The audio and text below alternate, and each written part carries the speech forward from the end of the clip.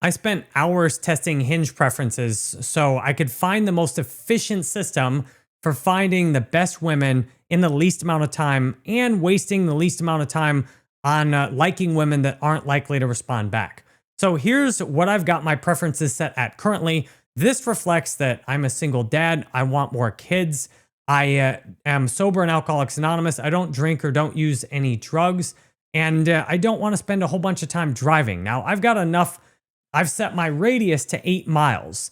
And whenever you set a deal breaker on Hinge, this means if somebody answers differently, they will not see you and you will not be able to see them. To me, using your deal breakers very tactically on Hinge is an ideal way to make sure you narrow the field. But you don't want to narrow the field so much that you go for everybody, from everybody down to just like a handful or like 5 or 10 or 20 people, and then you don't see new people.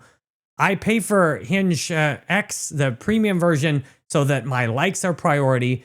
And therefore, I want just the right balance of having a big enough pool of women that I can see new women every day. But at the same time, I don't want to exclude everybody. So this has taken a lot of internal reflection, like how okay am I with somebody who might want children versus wants children, or, sometimes does drugs or smokes or does marijuana or drinks versus not at all. And then what I do is I put open to all if it's not very important. Like height, I don't really care if a girl's 4'11" or 6 feet. Children, I don't care if they have children or not. And I'm interested in women. Now, this automatically is set, so you don't have to like put that on as a deal breaker if you put straight. And I put my age range. I don't put a hard lock on that though, because I put in a deal breaker. If someone says they don't want kids, I have 2 kids. So that screens it out. On the drinking, drugs, and smoking, I've learned to put sometimes a no, because if somebody answers yes to drinking, they're probably too much of a drinker to go with me being sober.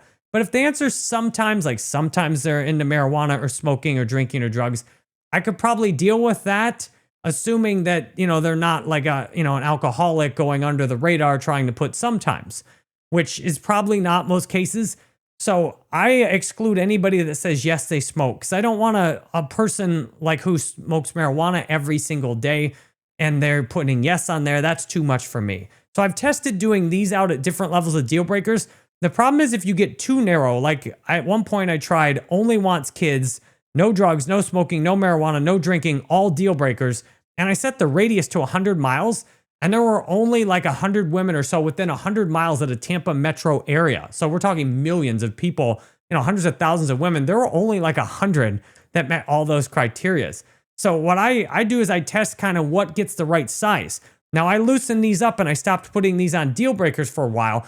And that was very frustrating because then I'm stuck with too many people. And if you're just going through Hinge rapidly hitting like, what often happens is women, at least that have told me that have dated a lot on the app, they said that if a guy doesn't write a thoughtful comment, then they don't even look at his profile. So I think it's important to be able to write thoughtful comments. But the problem is that thoughtful comments take time and energy to write. And if I take time to write a thoughtful comment when I have low odds of success, then I've wasted my time. And I hate wasting my time. And I also tried doing a super boost. That did not get a single woman that met my criteria. Now, if you do boost, it supposedly only boosts to people that will meet your criteria. So in theory, it will only boost.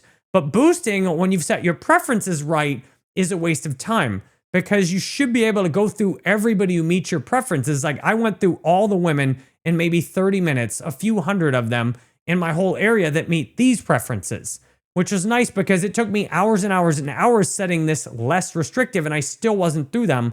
And there was a high level of incompatibility.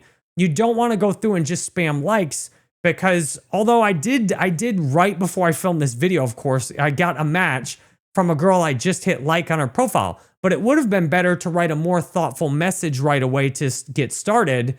And some girls would have ignored my like altogether. Now, on the distance, it depends on where you're at on the distance. But to me, the distance is one of the biggest things to set as a deal breaker, because a lot of the matches I've got on Hinge, these have been girls I've known in person. So I've known them in person, and then because I set the radius smaller, I saw them. But I noticed today when I was playing around with this, I had the maximum distance set further away. And as soon as I narrowed the distance, I immediately saw a girl that I know that I like, and I didn't realize she was still single. And I sent her a very thoughtful message, and my heart was already broken, realizing she probably won't respond to it, and I'll be all butthurt about it next time I see her, and that's okay. But do you see that when I set this, there was an extremely compatible girl who has no to drinking, no to smoking, no to marijuana, no to drugs, and wants children. This girl was right next to me in location, but when I set the distance further away, for some reason, Hinge's algorithm didn't show me her.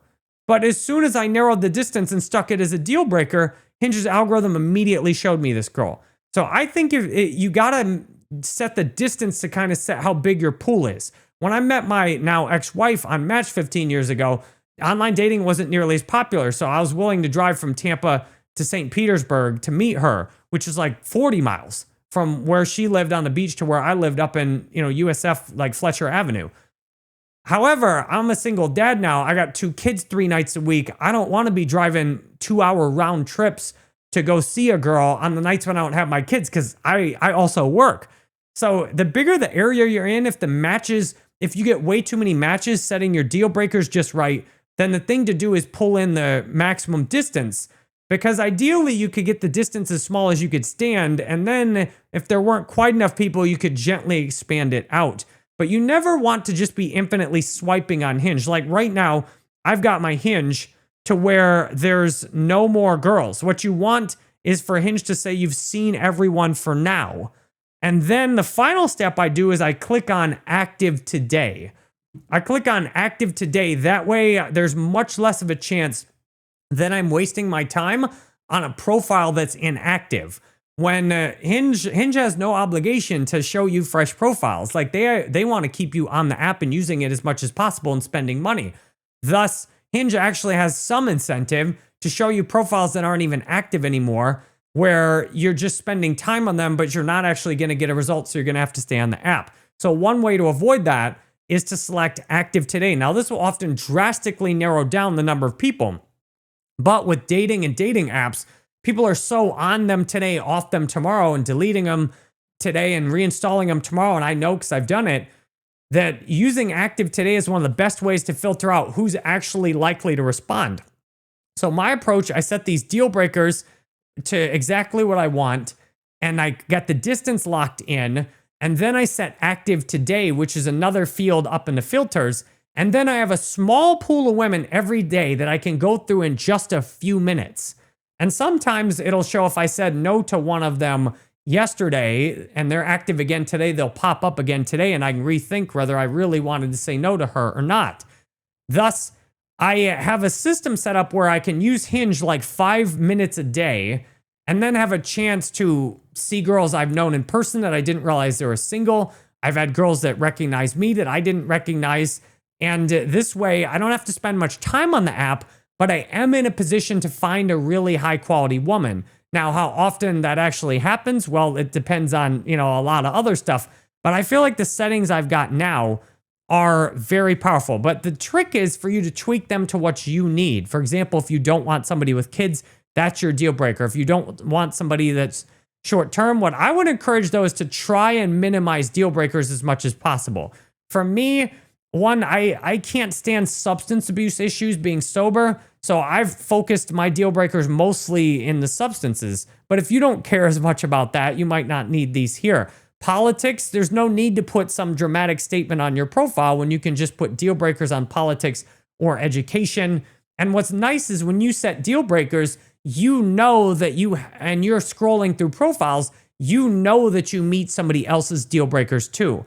Every woman I see when I'm swiping, I know that she has not put a deal breaker on me. Because, for example, if a woman goes in and puts the age range, you notice I don't have an age range on there, but I do have an age range for kids. So sometimes I see like a 60-year-old woman that says she's open to children, but that would mean she's at least open to my children. And I'm like, yeah, I was surprised this woman's beautiful and she's 60. I'm like, all right, I'll think about it. But like, for example, I know when I'm swiping through that if I'm seeing a girl who's 18, for example, I know that she did not set an age range on her deal breakers, which is validation. That way, there is some possibility. So when you realize deal breakers prevent you from being seen and from seeing anybody else that violates them, you can see what a powerful tool these are. I like some of the apps that let you have it more open, where you don't have to stop people from actually seeing your profile. But Hinge, if you don't put deal breakers on Hinge, I don't know what the algorithm is thinking. But for example, I put that my preference is no drugs, no smoking, no marijuana, no drinking, that someone who wants kids, life partner, and the age range, etc., relationship type. And then Hinge will show me like the opposite of that in my feed. So that's why I've had to use deal breakers, because if you don't use deal breakers, the Hinge algorithm shows you all kinds of people who don't seem to match you at all. And then they stick some of the best people in the standout section so that you need to pay to see them. So to me, the deal breakers is a way to make Hinge really work in your favor, but you got to just test it and play around with it. And if you want to talk to me about your dating profile, you can go to jerrybanfield.com and schedule a call with me. Thanks for watching. And I make lots of videos. I make videos every day that I hope will help you with some aspect of your personal life here. And subscribe if you want more of those.